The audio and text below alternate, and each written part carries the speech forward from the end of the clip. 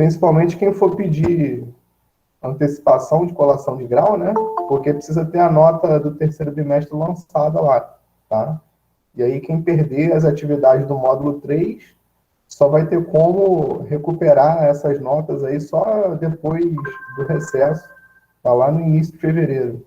Então não percam as avaliações desse bimestre, porque é fundamental aí para quem for pedir a antecipação da colação de grau, né? Eu ia abrir o questionário, inclusive eu estou com ele aberto aqui, né, um dos dois, o primeiro, e ia comentando questão por questão. Mas eu acho que está tudo muito tão direto, né? Está tudo muito tão simples de redigir, que se eu for fazendo o comentário já em cima do questionário, eu vou dar a resposta. Então eu mudei um pouco de ideia. Eu vou fazer o seguinte, eu vou retornar ao nosso material, aquele que a gente vem discutindo, né? E vou relembrar aí os conceitos, tá? A partir dessa nossa aula de hoje aqui. Só que eu vou já em cima do conteúdo que está cobrado lá na lista. Então, eu vou bem direto aqui em cima das questões mesmo, né? Das perguntas e das questões.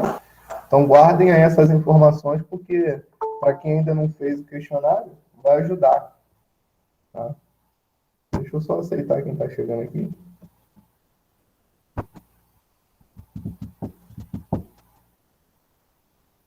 Então, eu já acho até que vai ser um pouco mais rápido a aula de hoje. Então, hoje eu vou comentar aqui o conteúdo do primeiro questionário, tá em cima do material. Eu acho que a gente vai parar mais ou menos ali naquela parte de força sobre corrente elétrica, tá? E aí a parte de lei de Ampère, né, que é aquela parte de criação de campo magnético a partir de uma corrente elétrica, e a parte de indução eletromagnética, que é a lei de Faraday, né, ou seja, o processo recíproco, né, que é a geração de corrente elétrica a partir do fluxo de campo magnético. Essa parte a gente vai deixar para discutir na aula da semana que vem, no dia 7. Hoje a gente vai começar aqui a falar sobre a parte mais introdutória, né, de como que o magnetismo surgiu e as propriedades magnéticas do ímã e tal. Então, a gente viu no início do módulo 3, né, que o magnetismo é uma ciência já bem antiga, né, ela é muito mais antiga que a eletricidade.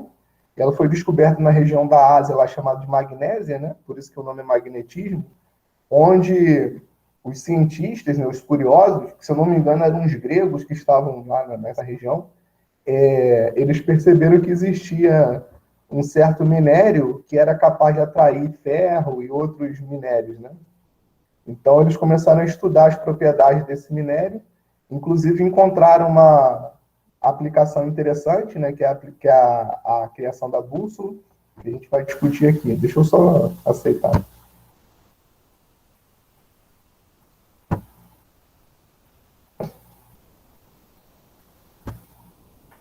Certo? Então, o que eles perceberam é que, além desse minério ele ser capaz de atrair outros minérios, né, por exemplo, o ferro, aqui nessa figura a gente tem um exemplo, né? Se você tiver limalhas de ferro depositadas aqui num papel ou num pano, né? E aí você aproxima um ímã, que é esse minério que foi descoberto lá na magnésia, dessas limalhas de ferro, essas limalhas elas interagem com o material do ímã, inclusive elas tendem a se depositar mais aqui nos polos, né, nas extremidades desse ímã, em forma de barra. Isso porque nas extremidades, né, que a gente chama de polo, né, do ímã, você tem a interação magnética acontecendo com mais intensidade, conforme a gente ainda vai discutir ali quando a gente for falar das linhas de campo, tá? Então, as limalhas de ferro elas tendem a se concentrar nos polos, nas extremidades. Embora, ao longo do corpo aí, do material, também você pode ter deposição de limalha. Se você fizer o objeto se aproximar de uma forma muito adequada desse recipiente, né? Onde você tem limalhas de ferro depositadas. Tá? Então, o que acontece é o seguinte, o ímã, ele foi descoberto E aí perceberam que existia uma propriedade muito interessante no ímã, que era o seguinte: se você pegar um ímã e pendurar, né, um ímã em forma de barra, e pendurar eles por um arame ou um barbante que seja, todos os ímãs que você pendurar, eles tendem a se alinhar sempre numa mesma direção, né, que é a direção norte-sul geográfica da Terra. Tá?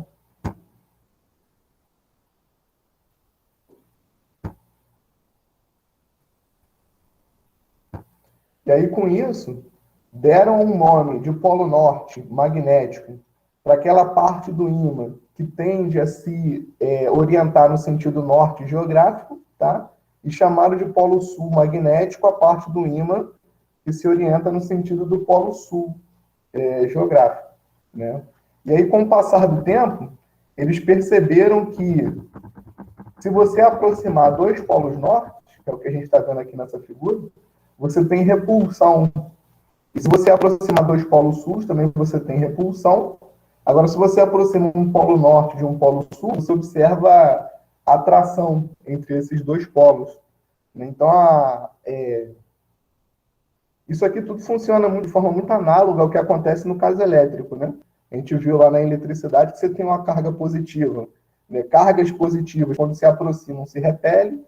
A mesma coisa acontece com cargas negativas. Agora, se você tem uma carga positiva e uma carga negativa, você aproxima, elas se atraem, né? Então, o que acontece aqui com os polos magnéticos, né, o polo norte e o polo sul, é muito análogo ao que acontece com as cargas elétricas, positivas e negativas. Tá? E aí é o seguinte, né, como eles perceberam que o ímã se orientava no sentido geográfico, norte-sul geográfico, né, com isso eles concluíram que a Terra, por si só, ela tinha capacidade de interagir por essa interação magnética. Ou seja, a Terra ela é um grande ímã, né? E aí, como eles definiram o Polo Norte e o Polo Sul magnético dessa forma, né? O Polo Norte magnético aponta para o norte geográfico da Terra. E o Polo Sul magnético do ímã aponta para o Polo Sul geográfico, né? Com base nisso e com base nessa propriedade aqui, que eles conheceram em seguida, eles concluíram que a Terra ela era um ímã, onde a parte de cima, né, o polo norte geográfico, se comportava como um polo sul magnético, porque atrai o polo norte magnético de um ímã, enquanto que o polo sul geográfico se comporta como um polo norte magnético. Tá? Então, a polarização magnética da Terra é invertida em relação à polarização geográfica. Onde eu tenho norte geográfico, eu tenho sul magnético e vice-versa. Tá? Na verdade, não é perfeitamente coincidente, né? Você tem uma inclinaçãozinha de um ângulo que vai variando conforme o tempo passa. Tá? Mas essa variação é muito pequena. Ela leva séculos para variar alguma coisa que dê para medir. Tá? Então, na verdade, você tem ali um ângulo de mais ou menos 11 graus entre o eixo geográfico e o eixo magnético da Terra. Tá? Vocês têm alguma figura aqui que mostra isso?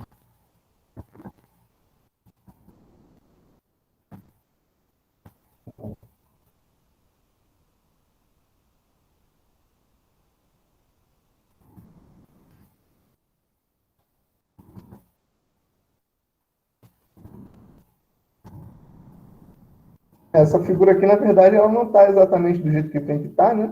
Porque ela está parecendo que coincide, tá vendo?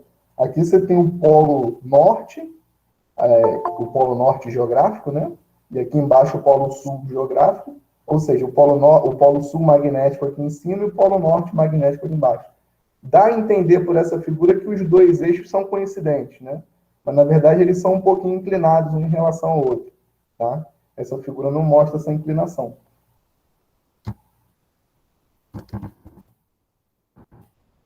Vamos lá para o que a gente estava discutindo sobre as propriedades do ímã e as propriedades magnéticas também isso. O polo norte magnético é o polo sul geográfico, aproximadamente, e vice-versa. Né? Uma outra característica importante que se está discutindo lá na questionário sobre o comportamento do campo magnético, que é produzido por um ímã, é o seguinte: se você quebra um ímã, a figura que está mostrando isso, se você quebra um ímã em dois, por exemplo, você não vai ter um polo norte num canto e o polo sul no outro, separado, né, com materiais diferentes. O que você vai fazer é você vai estar construindo dois ímãs, cada um deles com polo sul e polo norte. Ou seja, a conclusão é o seguinte: o polo norte de um ímã e um polo sul de um ímã, né, o magnético, eles não são separáveis. Eles vão estar sempre contidos no mesmo material, tá? E se você for fazendo essa divisão até chegar no nível atômico, você vai chegar lá num átomo, né? E o átomo ele tem lá o polo norte e o polo sul, né? De acordo com o spin, o movimento lá de giro dele em torno dele mesmo, tá? Então, você nunca consegue separar o polo norte de um polo sul magnético, tá? E aí, como consequência disso, as linhas de campo magnético que a gente vai discutir agora, elas são sempre fechadas, tá? Então, como é que a gente pode definir? Aqui, essa figura está mostrando melhor aquilo que eu falei, tá vendo? O ímã está meio que inclinado em relação ao polo norte e sul geográfico, tá? Então, as linhas de campo magnético, elas são definidas de acordo com uma seguinte regra. Vamos supor, deixa eu achar que eu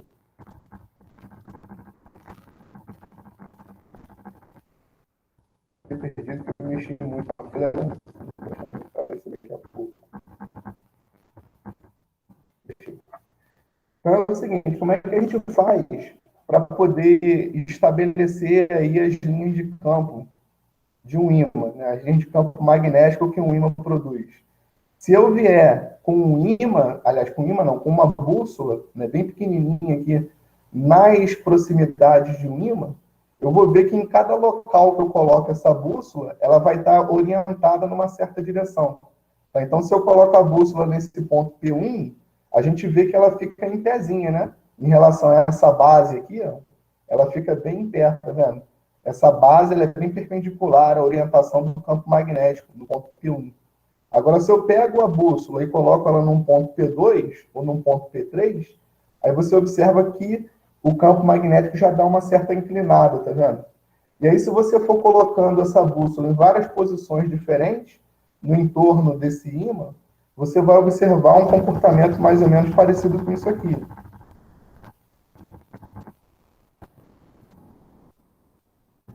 Essa figura que a gente está vendo aqui, tá? Em cada local que você escolher colocar a bússola, ela vai estar orientada numa certa direção, e essas orientações seguem essas linhas que a gente está vendo aqui, né, que são as chamadas linhas de campo. Tá? Então, o campo magnético produzido por um ímã, ele vai estar sempre apontando, saindo do polo norte, tá? E entrando no polo sul. Essas linhas de campo, né? Elas vão estar sempre orientadas nesse sentido, saindo do norte e entrando no sul, tá?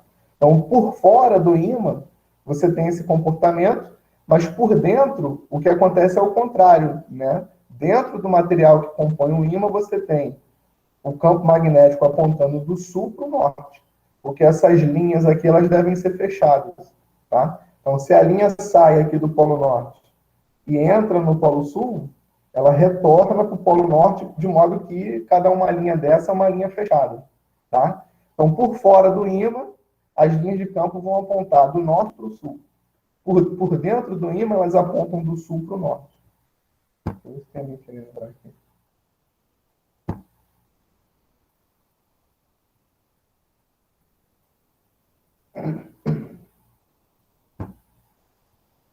Então, guarda essas informações aí, porque é isso que está sendo cobrado ali naquelas questões do questionário, tá?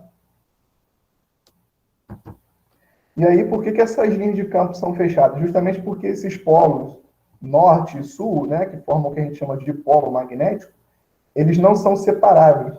Quando você quebra um ímã em dois, por exemplo, você de novo vai ter um ímã com um polo norte e um polo sul, e cada um deles vai ter as suas linhas de campo que saem do norte e entram no sul. Então, pelo fato de você não conseguir produzir monopolos magnéticos, né, ou seja, pelo fato de você não conseguir separar o polo norte do polo sul em corpos diferentes, você vai ter sempre as linhas de campo magnético fechadas, tá? Então a gente nunca vai ter, nunca vai conseguir observar na natureza linhas de campo magnético que não comecem em um certo corpo e retornem para aquele mesmo corpo. Tá ok? Essa figura aqui está mostrando isso. A linha ela sai do Polo Norte, entra no Polo Sul, por fora do material, mas aqui por dentro você tem as linhas de campo, ó, saindo do sul e indo para o norte, tá vendo? De modo que cada uma linha dessa é uma linha fechada. Tá? E aí, se você observar essa figura, você percebe que aqui dentro dessa região do material, né, dessa região retangular, as linhas elas são bem paralelas, né? O que indica que aqui dentro dessa região, o campo magnético ele é bem uniforme, ao contrário do que acontece aqui fora. Né? Fora do material, o campo magnético ele é bem não uniforme. Né?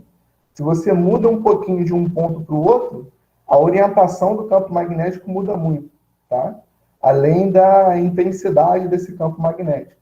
Então, quando eu estou fora do material imantado, eu vou ter mais campo magnético acontecendo aqui nos polos, tá? Porque é onde eu tenho maior concentração de linhas de campo. Se você observar essa figura, aqui nessa região as linhas de campo elas são mais concentradas do que na região no entorno, tá vendo? Então aqui você tem uma intensidade de campo magnético maior, tá? Só para finalizar essa parte de campo, o comportamento magnético de um ímã, né? Tem uma questão, ou duas, lá, que perguntam, ou comentam, né, sobre como que se forma o campo magnético da Terra. Né? Por que a Terra tem esse comportamento magnético? Tá? Então, o que acontece é o seguinte,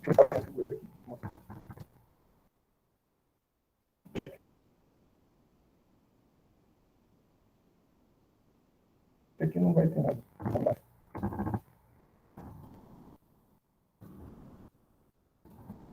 Essa figura aqui.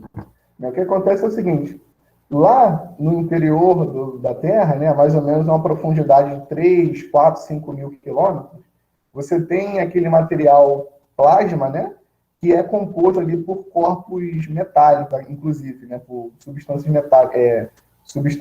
metálicas, né. Então, esse material, ele se move, né, ele fica fazendo ali um movimento de convecção, né, fica se deslocando de um lado para o outro. Esse movimento de convecção ali dessa massa, que não é uma massa sólida, né, ela produz uma corrente elétrica.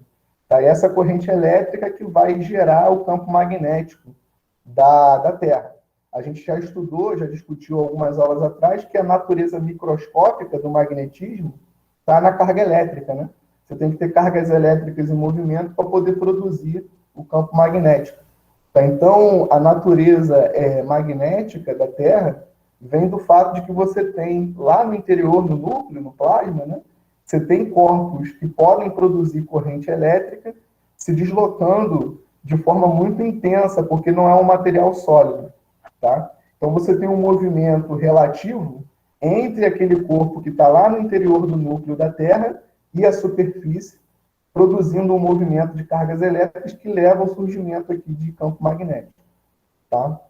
Então, a gente sabe que a natureza microscópica do magnetismo está na carga elétrica, assim como a natureza microscópica da eletricidade está também na carga elétrica. Né?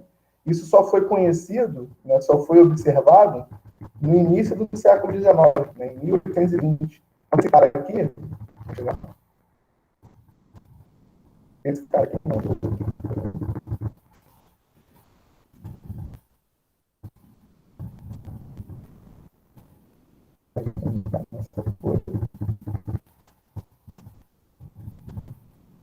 Esse cara aqui, tá? Ele viveu entre os séculos 18 e 19, né?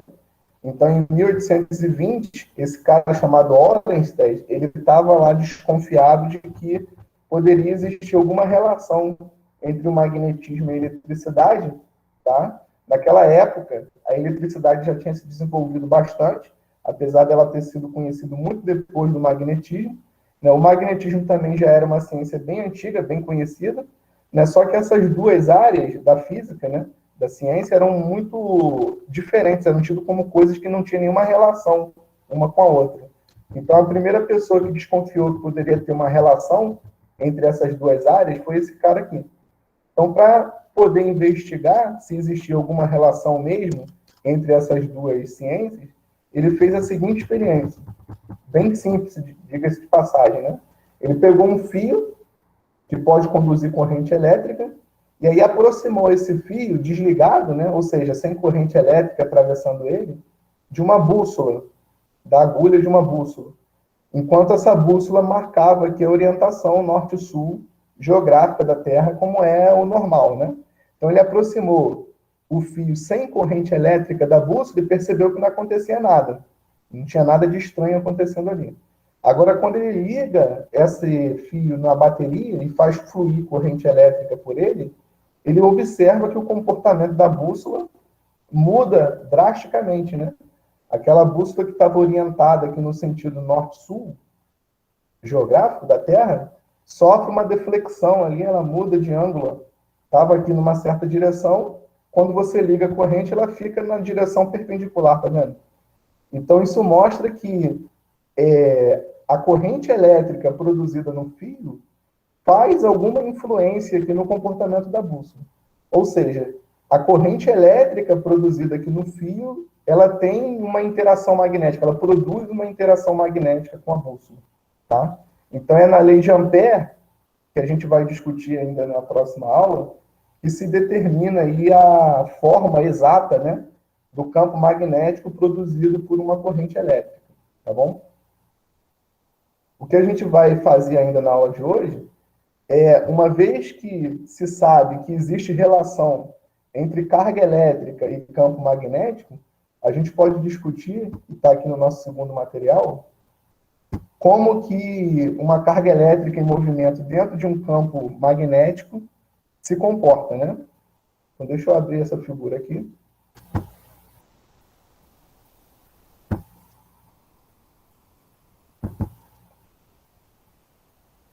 Então, o que a gente tem aqui nessa figura?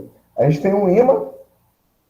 Essa figura aqui, ela tem um problema, né? Que dá a entender que você consegue separar o polo norte do polo sul. Parece que aqui você tem um polo norte isolado e um polo sul isolado. Mas não é isso que está acontecendo, tá? Isso aqui são partes de um objeto só. Então, de repente, é um ímã em formato de ferradura, né? Em formato de U, e a gente não está vendo a ligação dessa parte com essa aqui na figura. Mas aí você tem um ímã, esse ímã tem polo norte, tem polo sul, e como a gente viu, as linhas de campo magnético, elas saem do polo norte e entram no polo sul. Então, são essas linhas horizontais que a gente está vendo aqui, tá?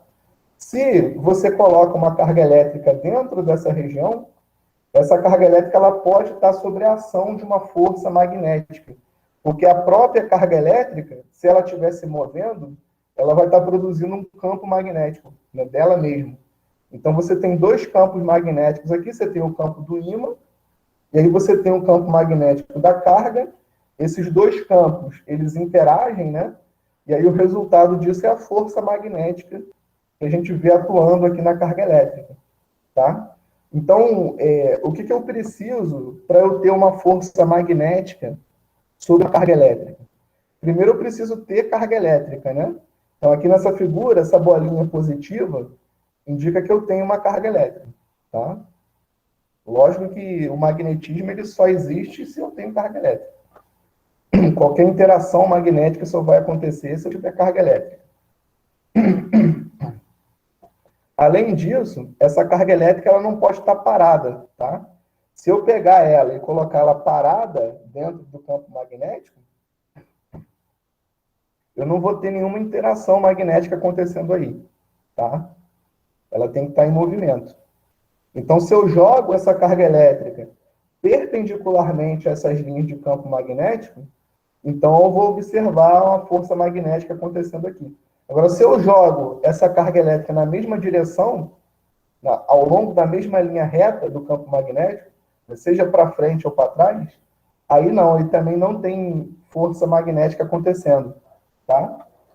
Então, o movimento da carga elétrica precisa acontecer, mas esse movimento não pode ser ao longo da linha reta que define aí o campo magnético. Tá? Tem que formar um certo ângulo. Então, a gente está vendo aqui nessa figura que eu tenho um campo magnético numa direção horizontal, né? Enquanto que a velocidade dessa carga é perpendicular, está vindo na direção perpendicular. Então, nesse caso, sim, eu tenho força magnética. Tá? E aí, o módulo dessa força magnética segue essa regra que a gente tem aqui embaixo. Ó, tem que ter carga, tem que ter velocidade. Se não tiver essas duas coisas, não vai ter interação magnética. Logicamente, tem que ter um campo magnético externo, né? Onde essa carga é colocada. E o ângulo θ formado entre o movimento da carga e o campo magnético também vai interferir no valor da força. Tá? Então, quando essa velocidade aqui está na mesma direção do campo magnético, tá na mesma direção e no mesmo sentido, apontando para o mesmo lado, esse ângulo θ aqui vale 0 graus. Tá? E aí o seno de 0 graus é zero, né? Consequentemente, a força magnética vai ser zero. Tá? Então, se eu for abrindo esse ângulo a partir de 0 graus, né? O que vai acontecer? Essa força ela vai aumentando a partir do valor zero e vai chegar no seu valor máximo quando esses dois vetores aqui forem perpendiculares, formarem 90 graus. Porque o seno de 90 é 1. É o maior valor que o seno pode ter. Tá? Então, quando esse seno aqui vale 1, você tem um máximo de força magnética acontecendo. E aí, se você passar de 90 graus em diante, o seno volta a diminuir, né? De 1 ele começa a diminuir, e aí a força volta a diminuir. Quando o ângulo chegar a 180 graus, ou seja, quando a velocidade for no sentido oposto ao campo magnético, aí de novo você vai ter seno igual a zero e a força volta a ser zero. Tá bom? Então, o módulo dessa força aqui depende de tudo isso, da carga, da velocidade, né, do campo magnético e do ângulo formado. Então, tudo isso que a gente está vendo aqui, nessa página, ela se refere a uma carga concentrada num ponto, né, que se move dentro de um campo magnético. E aí existe uma regra, que é a regra da mão direita, para a gente determinar para onde que essa força vai estar apontando. Então, a gente aprendeu também numa das aulas que a gente teve aí, né, que a regra da mão direita funciona assim. Você coloca os dedos da sua mão indicando a direção do campo magnético, o seu polegar indicando a direção do movimento da carga, tá? E aí, se essa carga for positiva, a força magnética que vai estar atuando nessa carga aponta para cima, saindo da palma da mão, tá bom? Então, aqui numa outra perspectiva, a gente tem a mesma coisa. Você tem um campo magnético ao longo dos dedos, a velocidade do polegar, e aí a força saindo da palma da mão apontando para fora do plano da tela. Por isso que está sendo representado aqui por esse símbolo, né? Uma bolinha com um ponto no meio. Tá? Se a carga for negativa, ao invés da força apontar para fora da palma da mão, ela aponta para dentro, entrando na palma da mão. Tá? E aí a maneira como a gente representaria nessa perspectiva aqui é trocando esse pontinho por um X. Tá? Então, para qualquer grandeza física, seja força, campo magnético ou velocidade, se eu represento por um ponto dentro de uma bolinha, isso indica que essa grandeza está saindo do plano da tela, ou do plano da folha. Tá? Agora, se eu indico por um X dentro dessa circunferência, significa que essa grandeza vetorial está entrando no plano da tela. Tá bom? Então, isso foi o que a gente viu quando eu tenho carga elétrica concentrada num ponto. E aí tem a outra situação também, que é quando ao invés de uma carga elétrica concentrada, eu tenho uma corrente, né? Para finalizar aqui a discussão da aula de hoje.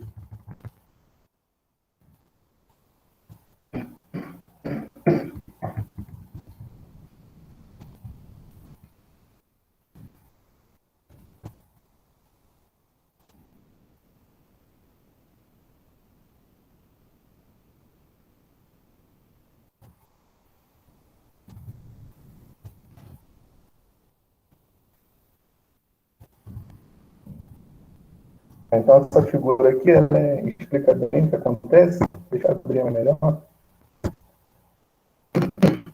que a gente tem essa figura? A gente tem um ímã, né, em forma de U, em forma de ferradura. Em cima tem um polo norte, que é essa parte daqui de baixo. Tem um polo sul, que é essa parte daqui de cima. Então, as linhas de campo magnético vão sair do norte e entrar no sul, né? Elas vão estar apontando para cima, na vertical, conforme a gente está vendo aqui.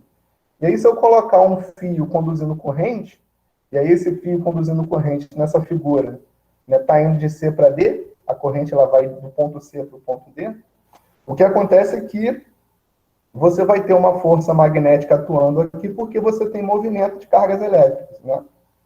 O que é a corrente elétrica? É o movimento de cargas elétricas. Então, pela regra da mão direita, né, você vai colocar os dedos da sua mão direita orientadas no sentido do campo magnético, ou seja, para cima, tá? O polegar apontando no sentido da corrente elétrica, ou seja, de C para D. Então, a palma da sua mão está voltada para o seu rosto.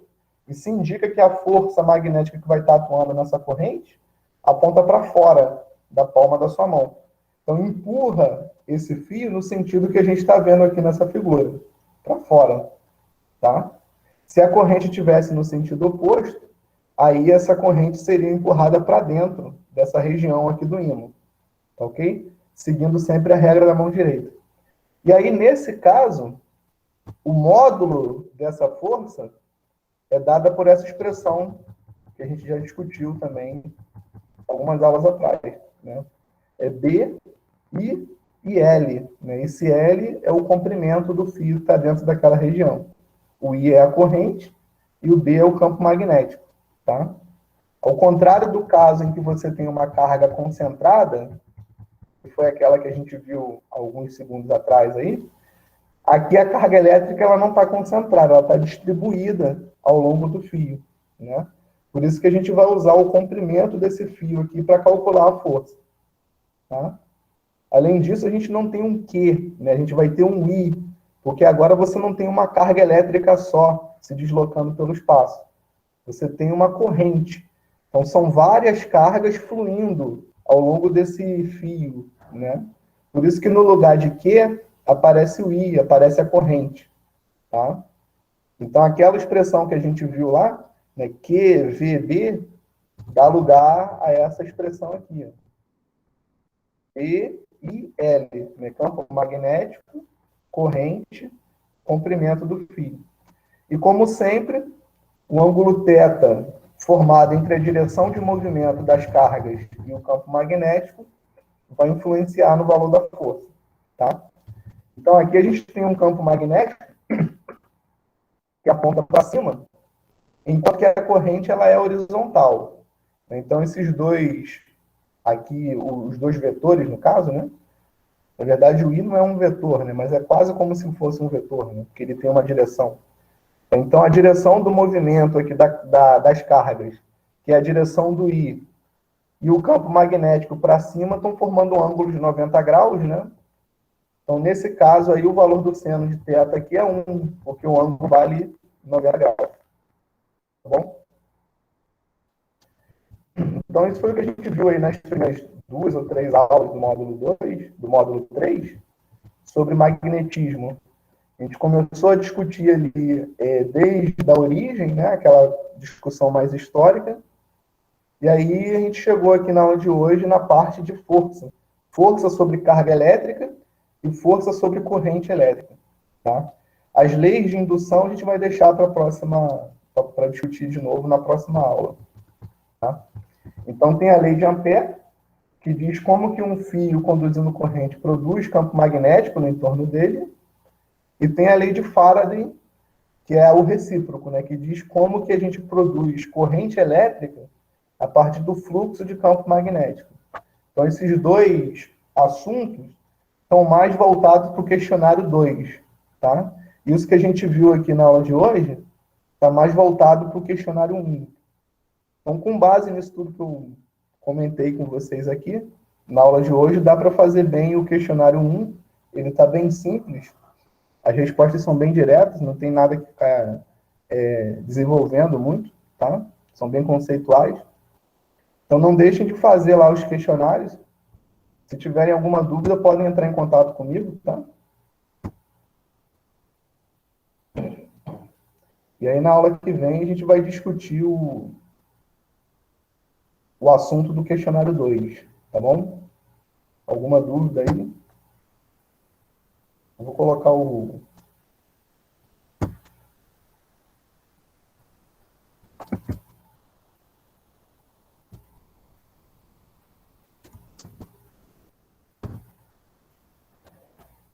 link da lista de presença, tá? A gente encerra aqui, pelo menos eu encerro aqui. Se vocês quiserem tirar alguma dúvida, pode ficar à vontade, tá? Vou até parar de gravar já.